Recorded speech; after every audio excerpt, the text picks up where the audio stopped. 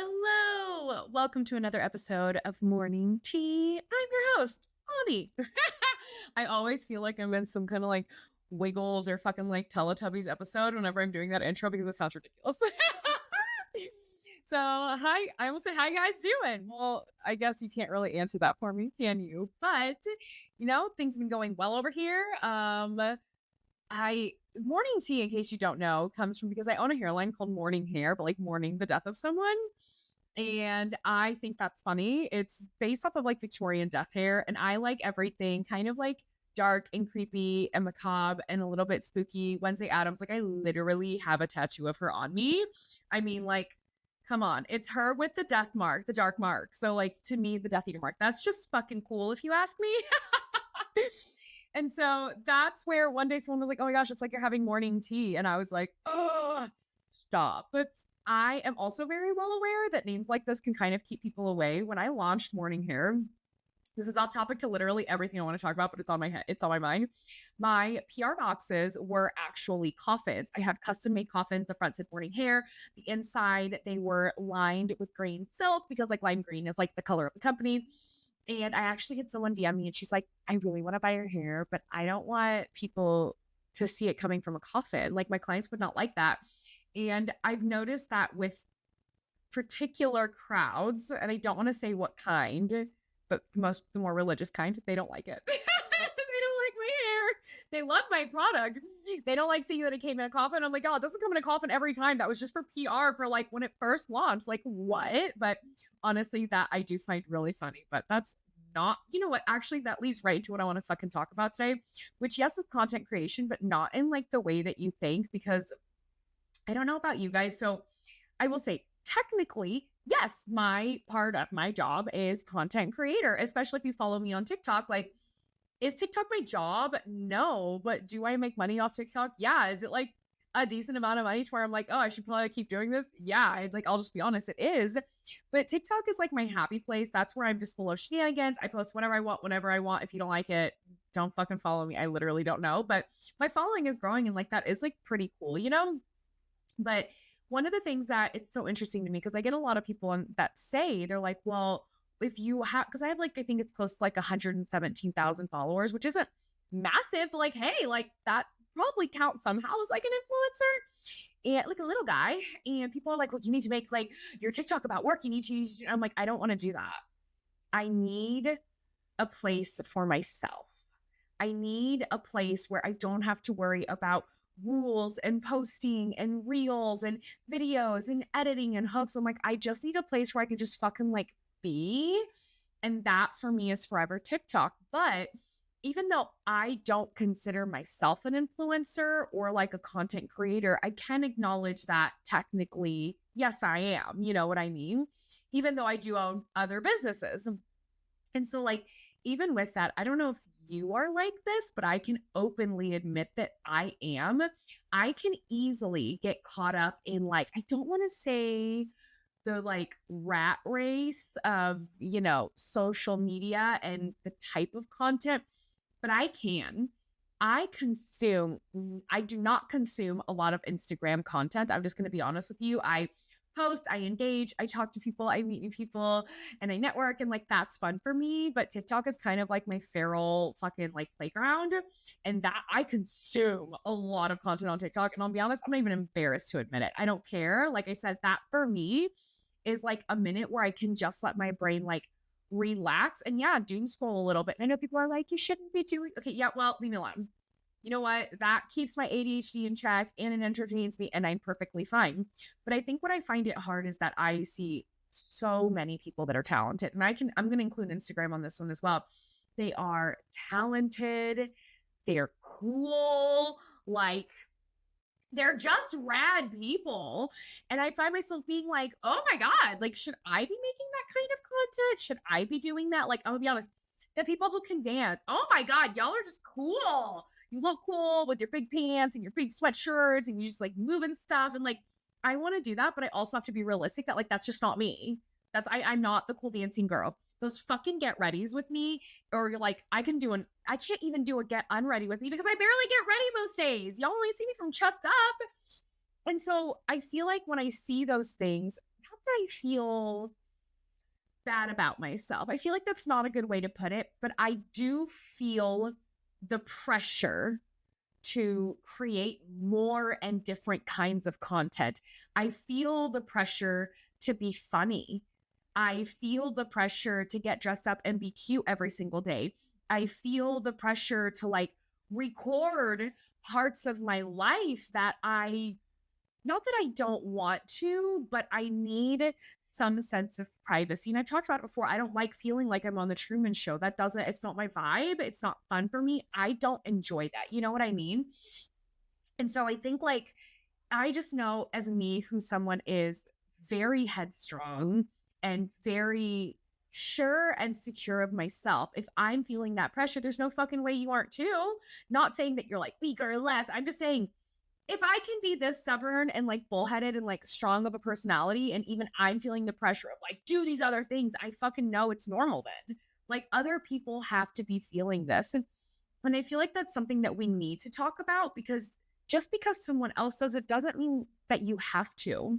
It doesn't mean that you are going to be successful in doing that same exact thing. And I can tell you, anytime that I've gone through and I started to create content that I see other people making and like they're having success with it, I'm like, oh, I'll try. Okay, like I'll do it. It's obviously working. Let me do it too. I hate it. I hate it. I don't have fun with it. I'm not enjoying creating content. I'm not enjoying getting ready for the day. I'm not enjoying editing it again and again for fuck all of all different platforms. I'm not having fun anymore. And I think that that is something important that we have to address, because if social media isn't fun, and I've talked about it before, you're not going to do it.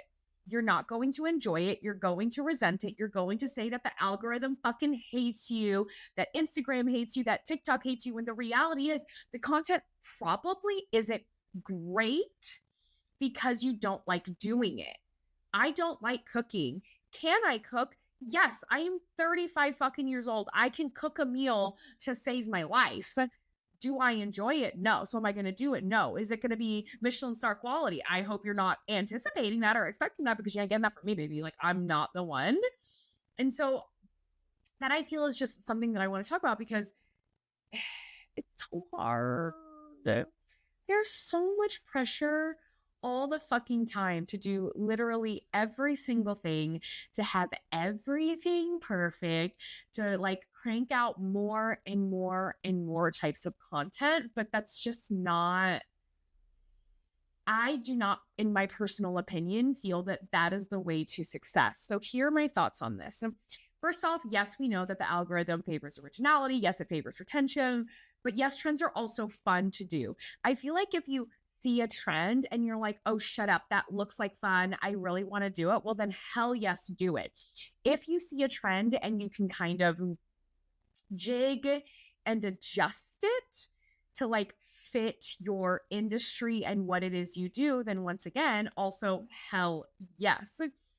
But if you think that just by posting trendy shit, it's going to blow your account up, I mean, it might, honestly, to an extent. Yeah, it might get you more followers, but are they even going to be the right ones? Which I talked about in the last podcast.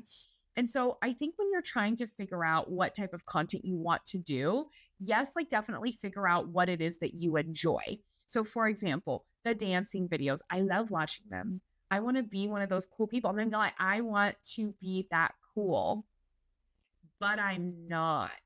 I do not move like them. I cannot move like them. If I practice enough, I can get it about a third of the way to decent. Not good, decent, but I'm okay with that. I've accepted the fact that that is never going to be me. I am not going to do get readies with me. Why? Because I don't want to. I just don't. I'm not good enough at getting ready, and this sounds so stupid, to make it a video. I mean, if you want to see my get ready with me, fine, but I'm 90% sure my makeup is wrong. I don't think that I put it on correctly. I just do what works for me. My hair, I don't know. I brush it like once every 3 days. So if you want to see me not brush my hair, fine. What do you want me? What do you want to watch in the day in the life? Do you want to watch me grind up food to make raw dog food? Like, okay, I can show you that, but I don't necessarily think that's interesting. And I'm just not gonna make content like that. But I think if you are seeing things that you like, you have to maybe sometimes break it down as to why it is that you are actually liking that account, and does it fit with your lifestyle and your business. I've accepted the fact that unless I have a larger team, right, I can never be like a full-time content creator, influencer. Do I even want to be? I mean, I'll be honest, yes, but no. I don't care about influencing for like the fame, but I like it for the fact that you get to connect with people and meet some really cool people that you never would have met in your lifetime, and that you also do get to make a difference in whatever industry you're in. And that, to me, like, I actually really like that part about being a quote unquote influencer. But do I like the idea of walking around with my phone in my hand all day? I talked about it last podcast, and I'm like, don't. There's a limit. Would I happily pay someone to follow me around all fucking day?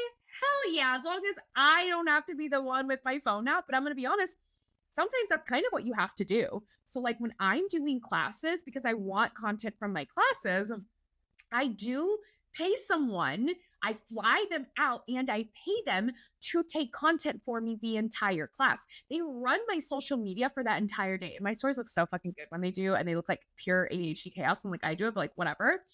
But that is something that I do because I know how important it is to have that type of like marketing and that type of content and that type of B-roll to show people what it is you're doing, blah, blah, blah, blah, blah, blah, blah. But like, I can't stop my class every 5 fucking seconds to take a video. I just simply can't do that because I have a job to do. So would I like being at home? I mean, I am home all day, so I guess I really can't complain about that. But would I like it if my job was to create content full time? I'm not actually sure. Like, honestly, I don't know. So because I don't know, that's just never my goal. My goal isn't to become famous. And I think maybe that is where people go like sideways so much. They're like, what if I'm talking about last podcast, like I want to be famous and I want to have more followers and make more money. Those two things don't necessarily go hand in hand. So I think it's okay to acknowledge the fact that like you don't want to be an influencer and that there is literally nothing wrong with that. Even if, let's say, you are finding trends and you want to do those trends, that's okay. Like, honestly, I respect that. Follow every single fucking trend that you want to do, but also recognize that how someone else do it isn't going to be the way that you do it. It's not going to turn out the same. And also, it's not weird. It's not copying. It's a fucking trend. That is what it's there for other people to copy it and do it for them. I don't know why some people get so like fucking weird about it, because it's not weird. So just know, if you're looking at this, I mean, in the same way that I decided I was going to name my hairline after Victorian death hair, no, my hairline is not from other people. It's not from dead people. It's from other people, but it's not from dead people. Like nothing weird or untoward is happening. But I stuck true to like me. That's why I have morning hair. That's why my extension method is called cease and desist, because I think that's fucking funny. That is why my social media marketing is called Content Coven. In case you cannot realize, there is a trend happening here. Everything I own and everything I do and everything I create, all my branding does lean more towards the gothic and kind of creepy and spooky because that fits my vibe. That's me. If you are a full-on pink Polly Pocket goddess princess, do it.